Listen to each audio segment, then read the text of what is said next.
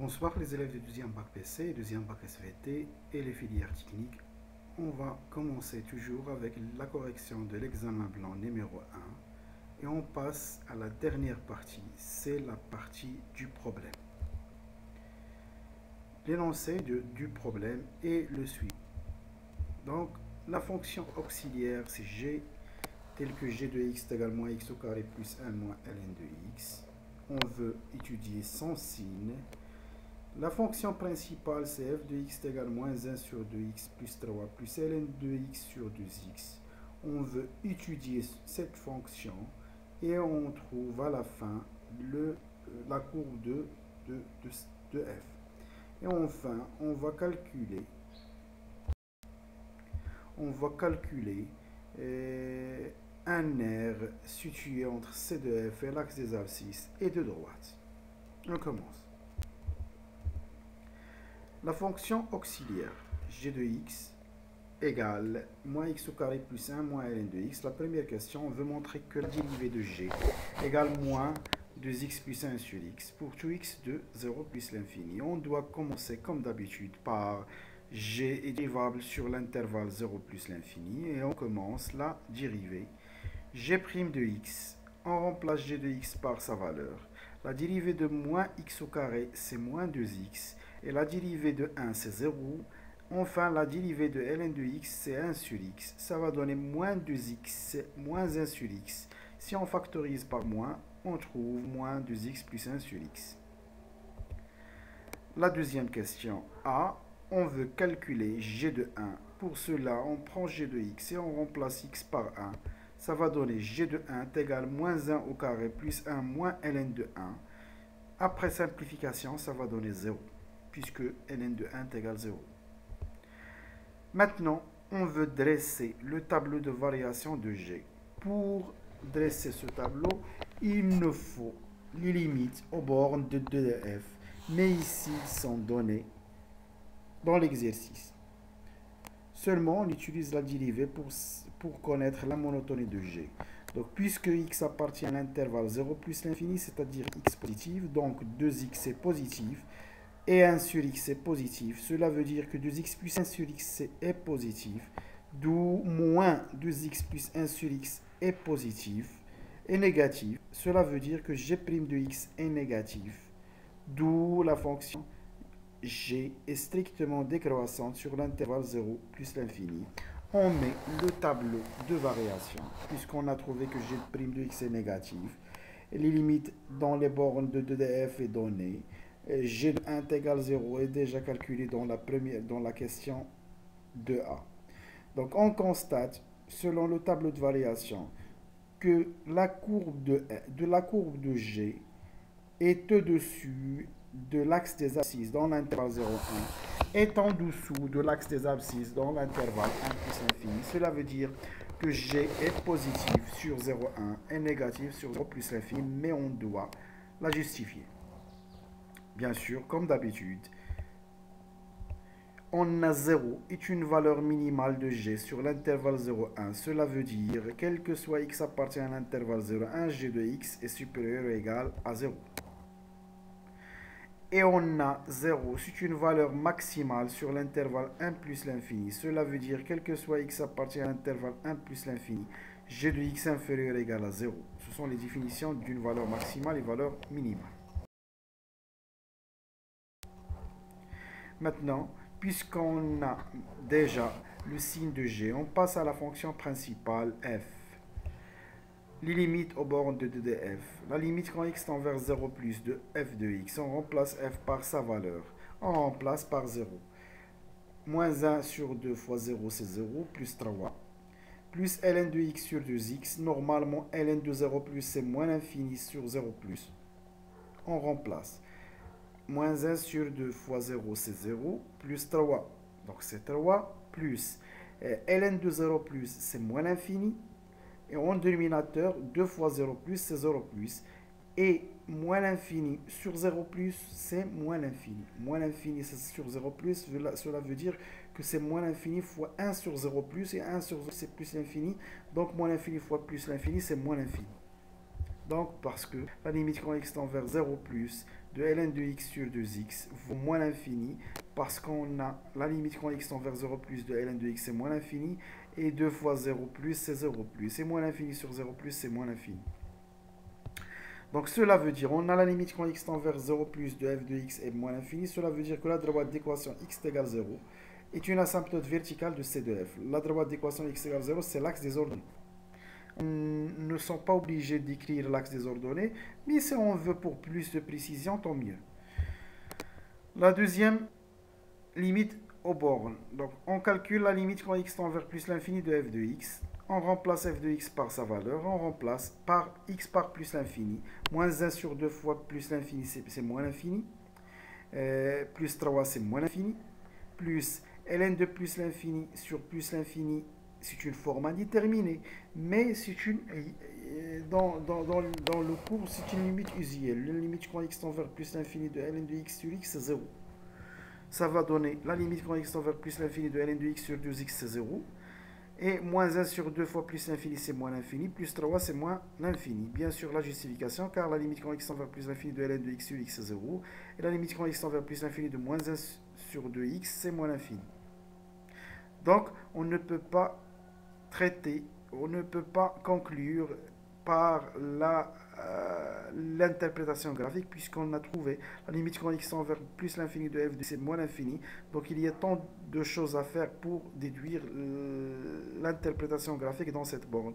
Donc la question B, on veut montrer que la droite d'équation y est égale moins 0 de x plus 3 est une asymptotique de c de f au voisinage de plus l'infini. Puisqu'on a trouvé dans la question de A que la limite quand x tend vers plus l'infini de f de x est moins l'infini, et ils ont donné la droite de l'asymptote oblique. Sinon, si la droite de l'asymptote oblique n'est pas donnée, on doit calculer la limite quand x tend vers plus l'infini de f de x sur x. Mais ici, l'asymptote est donnée. Donc, il suffit d'appliquer la deuxième propriété. C'est calculer la limite quand x tend vers plus l'infini de f de x moins y et trouver 0. Donc, la limite quand x tend vers plus l'infini de f de x moins y, on remplace f de x par sa valeur et y aussi. On simplifie, ça va rester la limite quand x tend vers plus l'infini de ln de x sur 2x qui vaut 0 selon la justification précédente. Donc, puisque la limite quand x tend vers plus l'infini de f de x moins y égale 0, donc la droite d'équation y égale moins 1 sur 2x plus 3 est une asymptote oblique de c de f au voisinage de plus l'infini.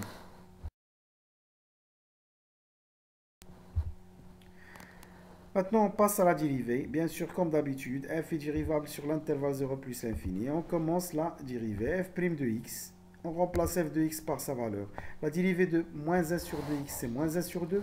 La dérivée de 3, c'est 0. Et la dérivée de ln de x sur 2x, c'est un quotient. Donc, ln de x' fois 2x moins ln de x fois 2x'.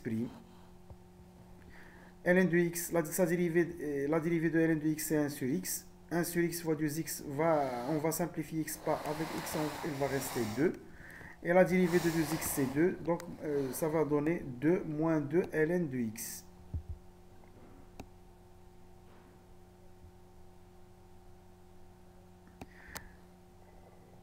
C'est ce qu'on a dit. Donc, on unifie le dénominateur. Le dénominateur, comment c'est 2x au carré. Et on a trouvé g de x sur 2x au carré. Bien sûr, le dénominateur de x au carré est positif. Alors le signe de f' de x c'est celui de g qui est déjà connu dès la fonction auxiliaire. Maintenant, on veut calculer f' de 1.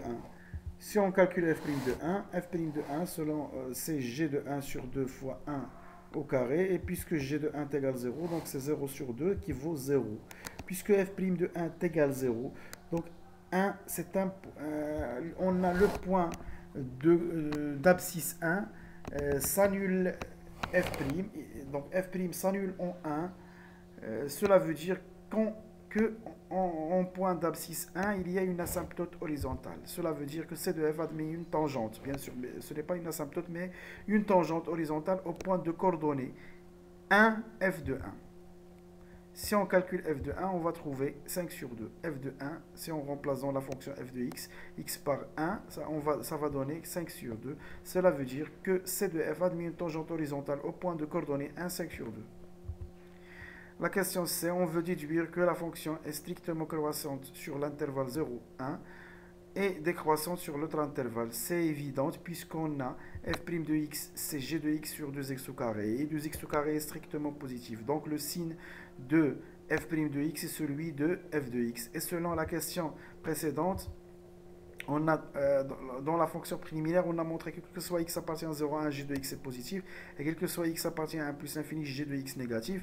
Cela veut dire que f' est positif sur l'intervalle 0,1, c'est-à-dire f est croissante sur l'intervalle 0,1, et f' est négatif sur l'intervalle 1 plus l'infini. Cela veut dire que f est décroissante sur l'intervalle 1 plus l'infini. Et le tableau de variation ici, elle est évidente, puisque la fonction elle est décroissante de 0 à 1 et décroissante de 1 plus l'infini. La limite quand x tend vers 0 plus, on a trouvé c'est moins l'infini. La limite quand x tend vers plus l'infini est moins l'infini.